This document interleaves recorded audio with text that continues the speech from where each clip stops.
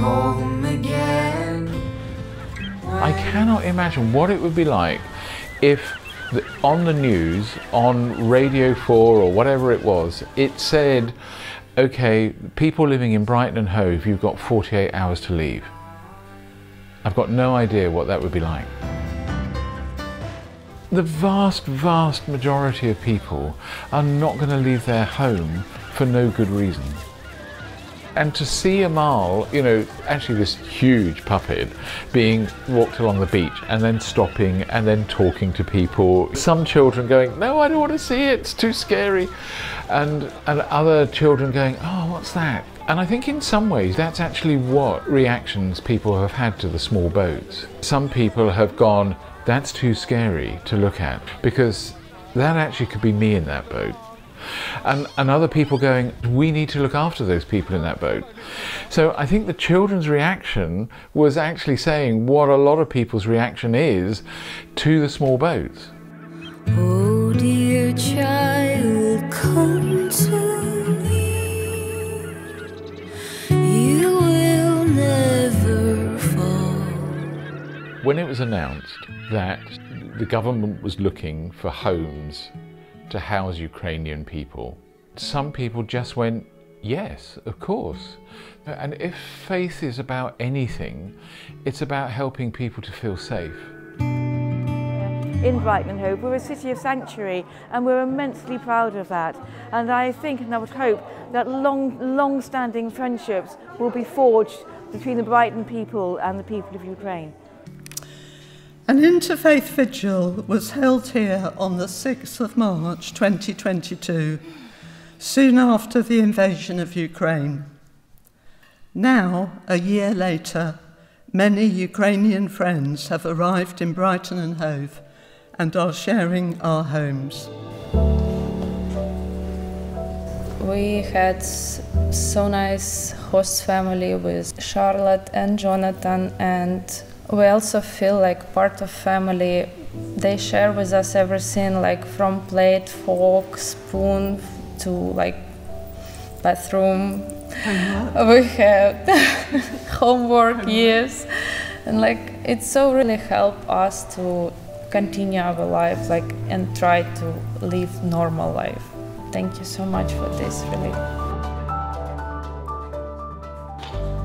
We were very, very shocked and upset by what we saw happening in the Ukraine, and we felt that if we have the space and the time to help some of these desperate people who we could see desperately trying to get out of the country to be safe, then that was something that we ought to do.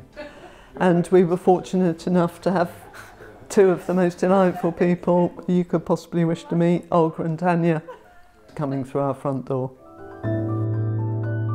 I never thought to live in England because it's too far away from my country, but it happened. And when we came to Jonathan's and Charlotte's home, I told, this is my British father and mother. I think it has demonstrated the truth to me that somebody you've never met before, you know nothing really about, can come into your home, and within a very short time, maybe just a few days, you can discover that you actually love them, really love them, and that they really love you. I mean, that is an amazing thing. And if you had told me this could happen, I would have said, well, I don't think so, you know. You're looking at things a little bit, you know, through fuzzy rose-coloured glasses. No, you would never get that close to somebody in that time. But actually, we did, we have, and that, it's been very, very good for us to just discover that, find that out for ourselves. Because how else will you find it out? At Christmas, Olga said, we want to spend the whole day in your home because this is a family time and you're our family, so we want to stay with you. And Olga had gone round all the sort of haberdashery shops, picking up nice bits of fabric and various other bits and pieces she needed to make these traditional Ukrainian dolls, which are a blessing on a home for the coming year. Women made these dolls for defend their houses from different bad people, bad energies, enemies, and illness. Mm-hmm. This doll is made without needle. There are some rules. For example, you have to be in good mood.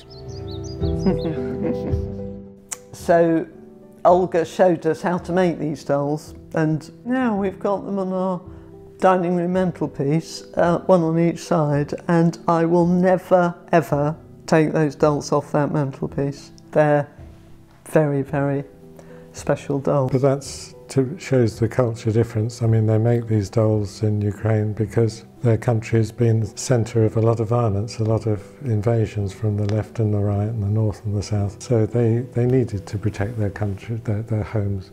We've been isolated on our little island, but they haven't been in that situation.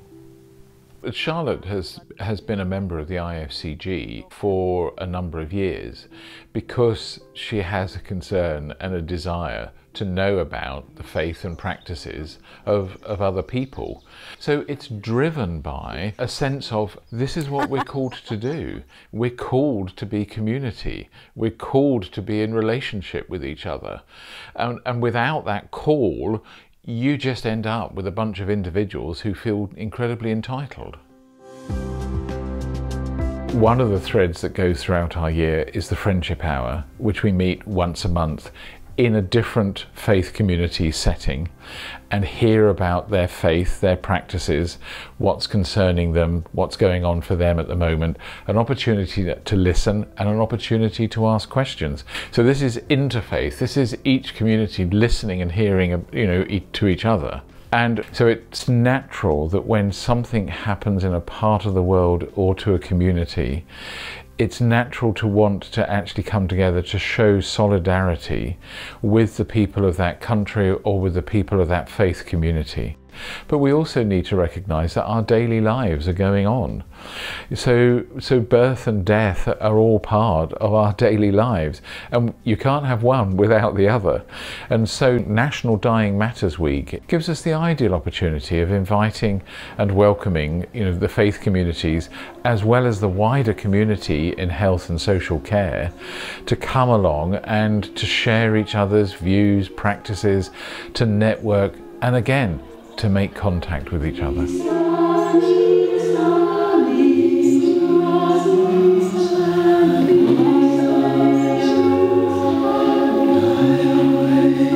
It's like looking at community and seeing it like a diamond.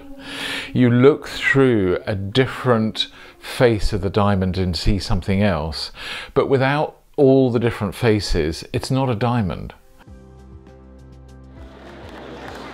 One of the key things that we realise that seems to unite people is sports. And a large part of our work is with a lot of young refugees. And especially when it comes to football, because football is something that unites everybody. It's a cult in itself.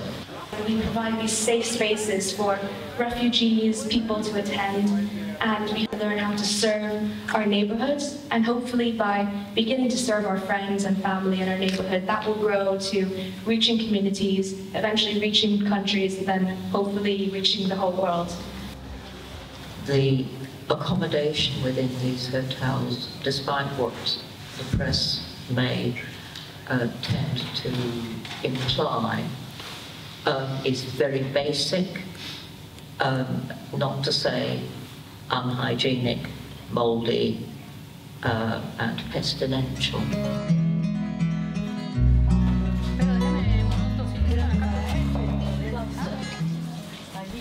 My name's Helen Ledger, and I'm part of Brighton Quaker Sanctuary Group, and we decided that we would like to get involved with supporting the asylum seekers who'd been moved into hotels in Brighton. We came up with the idea of cooking sessions, because the food at the hotels is very poor, so that people could come and cook food from their own countries. People have some independence in being able to go and shop and choose their own ingredients, and different weeks, different people from different cultures and countries cook their own food, and everyone shares together and eats together. En Honduras, tortillas. En Colombia, arepas. Are you alone or your family? Family, Hitro y Luton. Two grandotas y two daughters. And then people just generally want to chat, to ask advice, say, can you help me? And we're only volunteers, so what we have done is find out who we can signpost people to, like Voices in Exile and Refugee Radio and Network of International Women who do amazing work. Everything is provided through volunteer groups. And I think it just shows what can be done, but I also think it shows exactly what the government is not doing. I mean, they have an active policy of making things as unpleasant as possible. So in the House of Lords, when the Archbishop of Canterbury very much spoke out against things, it wasn't really taken on board in any way, in the way that perhaps in the past it would have been. And he, along with other faith leaders, all spoke out against, for example, the idea of sending people to Rwanda or the new immigration bill. Is to rip up her illegal and immoral. If I were speaking to Rishi Sunak, as I do as often as I can, I would absolutely say to him that if you've got an asylum seeker who's been here for several years, as we keep having, because there is such a backlog, that means that they are practically surviving on nothing, you know, for months and months and months. People should be allowed to work. We're crying out for people in the health service, people in the hospitality service, people working in farming. We want more workers, and there are good people here who would love to be able to contribute to our society, and yet we're stopping them from doing it. My name is Mateo San Clemente. Where are you from? Colombia. How long have you been here? In Brighton, 2 months, but in UK, 6 months. Mateo, what do you like about Brighton? In Brighton, yeah, I like that it's relaxing, it's beautiful. I like the food. I don't know, the girls is beautiful. The sea. The football? The football, obviously, is in England, in UK, the football is best. One day I want to play with Brighton Albion. Usually if it's 2 people, I think you go together, a husband and wife. Sure. But if you would like me to come with you up to London, show you where to go, I can do that for you. Yeah? Thank you. Bye-bye. Thank you very much. Our faith tells us this is what we need to do. And so we will open our homes and we will open our hearts, because that's what our faith tells us to do. And we forget the power of invitation and the power of welcome. And in Advices and Queries in the Quaker booklet, it says, do you respect the life journeys of other people? And will you honour that, without judgment? And that for me is at the heart of faith.